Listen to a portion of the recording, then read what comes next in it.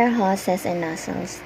Fire hose, a type of flexible tube used by firefighters to carry water under pressure from the source of supply to a point where it is discharged. It is the most used item in the fire service. It is used for a number of functions during firefighting operations.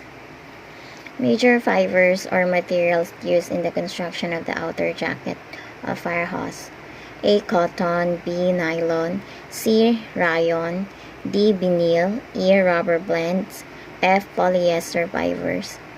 Fire hose length: 50 feet or 15 meters, 100 feet or 30 meters.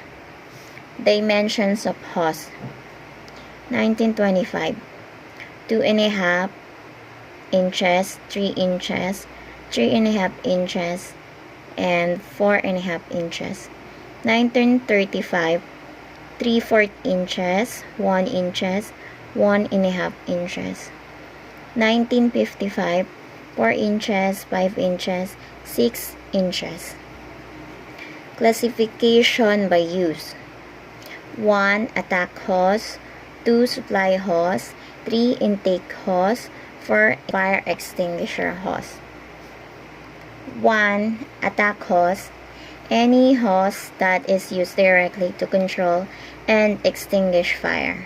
A. Fire department hose, fabric jacket or rubber covered construction. B. Forestry hose, single jacket hose. C. Standpipe hose, single jacket hose. D. Booster hose, rubber covered hose. 2. Supply hose, designed to move large volume of water at low pressures, larger than attack hose. A. Medium diameter hose, 2.5 inches or 3 inches, both for attack and supply hose. B. Large diameter hose, 3.5 inches, 4 inches, 4.5 inches, 5 inches, and 6 inches. Woven jacket or rubber covered. 3. Intake hose, used to connect a fire department pumper or portable pump to a nearby water source. A. Soft sleeve hose, B. Hard suction hose. 4.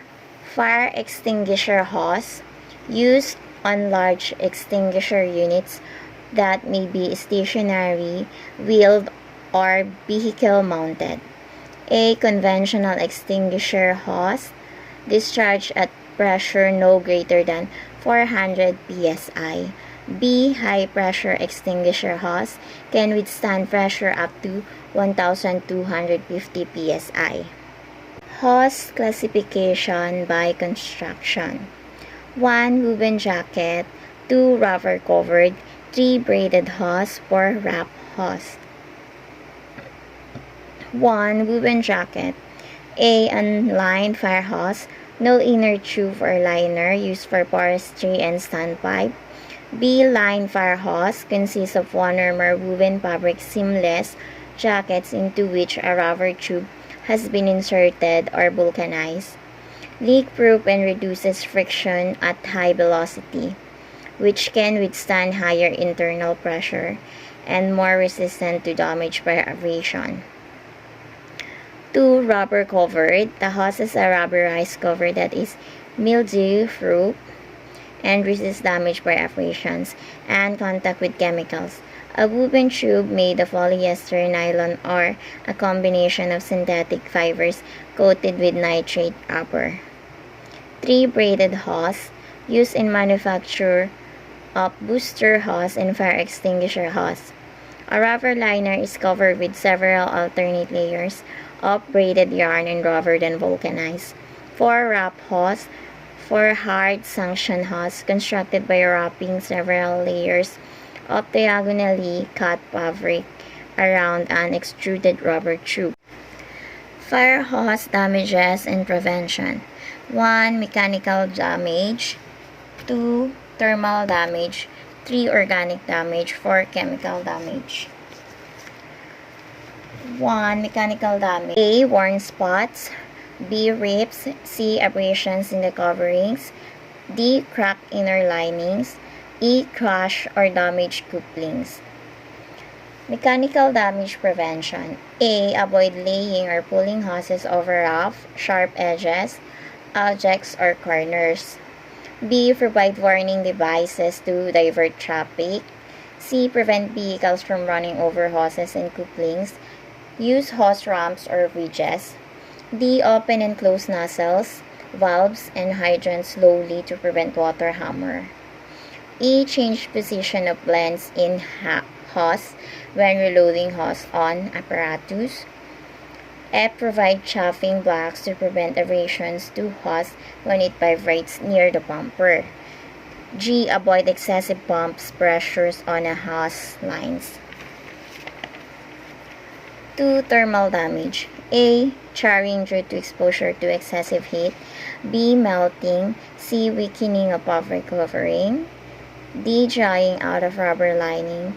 E. Dried in intense sunlight for longer period than necessary. Thermal damage prevention. A. Protect hose from excessive heat or fire when possible. B. Do not allow hose to remain in heated area after drying. C. Use a moderate temperature for drying. Warm air is better than hot air. D. Keep the outside of woven jacket for hose dry. E. Run water through hose that has not been used for some time to prolong its life. F. Avoid drying hose on hot pavement and or direct sunlight. G. Prevent hose from being laid too close or from coming in contact with vehicle exhaust. H. Use hose bed covers to shield hose from the sun and also from freezing temperature. 3. Organic damage. A. Decay. B. Mold. C. Mildew. D. Deterioration. Organic damage prevention. A. All wet woven jacket hose should be removed from apparatus and replaced with dry hose. B. Hose should be removed, inspected, swept, and reloaded over every 30 days if not used. C. Exercise woven jacket fire hose every 30 days. D. Run water through all hose every 90 days to prevent drying and cracking of the rubber lining. 4. Chemical damage. A. Exposure to petroleum products. B. Exposure to runoff. C. Exposure to alkali and acids. D. Exposure to faint chemical materials and vapors. Chemical damage prevention. A. Thoroughly scrub and brush all traces of acids contacts with baking soda and water. B. Periodically remove hose from the apparatus, wash it and run water through it, then dry it thoroughly. C. Properly test hose if any suspicion of damage. D. Avoid laying hose in the gutter or next to the curb where vehicles have been parked because they can drop oil from their mechanical components and acid from batteries. E. Properly dispose of hose that has been exposed to hazardous materials and cannot be decontaminated. General care and maintenance of hose. Brush off loose dirt and such by broom. Washing hose several different ways. Wash with warm water and a mild soap. Commercial or generic hose washers. Rinse hose with water is different than our wash. Drying hose. Rubber jacket hose can be re-bedded wet. Woven jacket and such cannot. Use commercial hose dryer. Hang in hose tower. Storing. Should be stored rolled on acceptable racks. Well-ventilated room. Fire hose couplings are made of durable materials and designed so that it is possible to couple and uncouple them with little effort in a short time. Materials used for fire hose coupling: brass alloy, aluminum alloy, magnesium. Manufacturing techniques: drop forge the hardest, extruded somewhat weaker than drop forge, cast weakest. Types of fire hose couplings: 1. Threaded couplings. 2. Sexless couplings. 3. Snap couplings. First, the threaded couplings, designed by casting or machining of a spiral thread into the face of two distinctly different coupling, a male and female. A. Male cut on the exterior surface. B. Female cut on the interior surface. Sexless coupling, no distinct male and female components, so both couplings are identical. A quarter turn has two hook-like lugs on each coupling, mated and rotates 90 degrees clockwise to lock. Storks, similar to quarter turn couplings in that they are connected by joining and rotating until locked into place. Locking component consists of groove lugs and inset rings built into the base of which coupling swivels. 3. Snap coupling have both male and female components. The female coupling has a swallow hole that fits over the end of the male coupling. When a connection is made, two spring-loaded hooks on the female coupling engage and raise string around the shank of the male couplings. Parts of the coupling swivel permits connecting two sections of those without twisting the entire hose. 2. High B cut, a flattened angle at the end of the thread to prevent cross-threading when couplings are connected. 3. High B cut indicator, scallop with a swallow indentations to aid in matching the male coupling thread to the female coupling.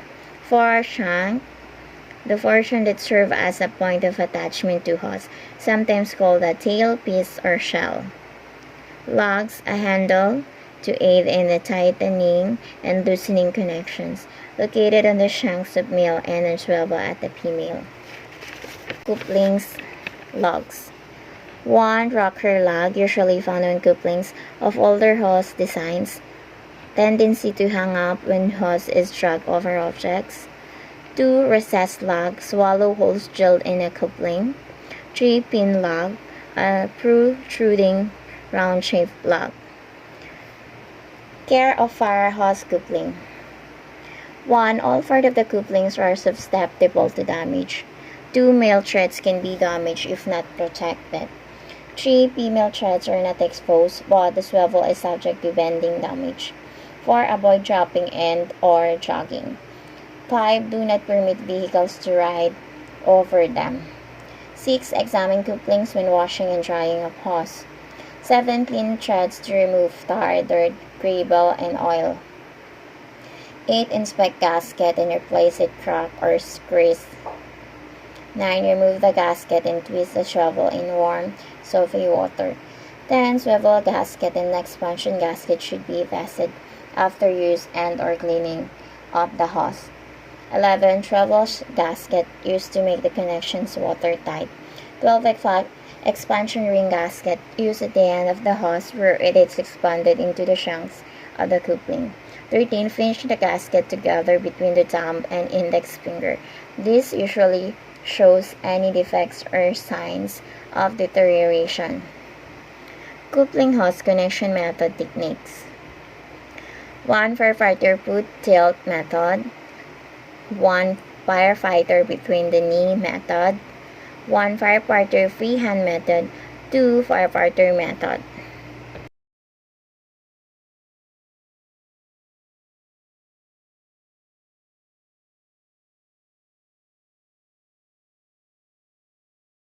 Coupling, put tilt over the heel, 2-person method. Uncoupling, spanner wrenches, knee press, stiff arm. Performing the 1 firefighter foot tilt method of coupling a fire hose.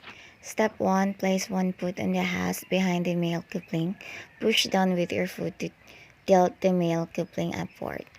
2. Place one hand behind the female coupling and grasp the hose.